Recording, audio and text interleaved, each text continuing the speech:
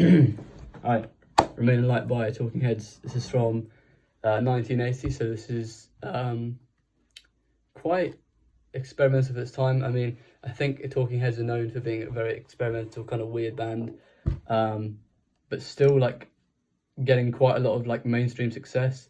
So like Once in a Lifetime did very well. Once in a Lifetime did very well commercially.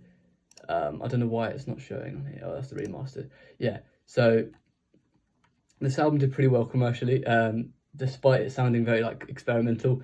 And I think this is my first Talking Heads record, so definitely like a new thing for me. Very like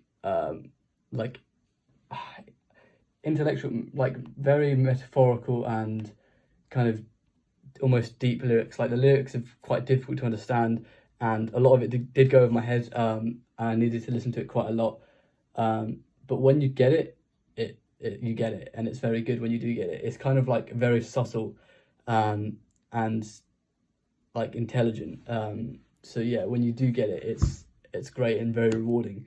I mean, Once in a Lifetime is kind of like the most accessible for sure, but even that, like, it's not, not anybody can understand it, I think, anyway.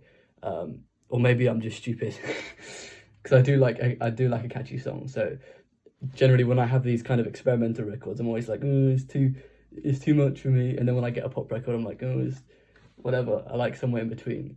That's just me.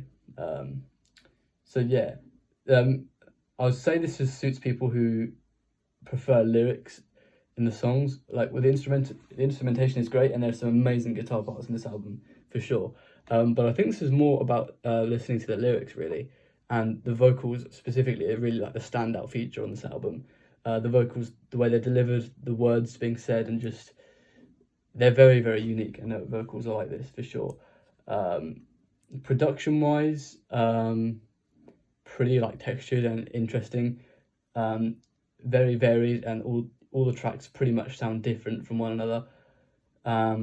And complexity, yeah, it's like pretty much the most complex album I've listened to, maybe except like Vespertine by Bjork, but I'd say this is probably even more complex. And given it came out in 1980 as well, I mean, that's like pretty complex for 1980.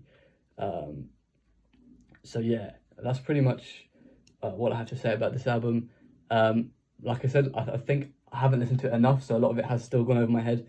And for that reason, I'm going to put the enjoyment fairly low. I'm still going to give it a 7.5, because what I did get was very rewarding. However, I think this album would be more rewarding if you listen to it more. So at the moment, it's a 7.5. I will definitely go listen to it again. But yeah, that's Remain in Light at Talking Heads.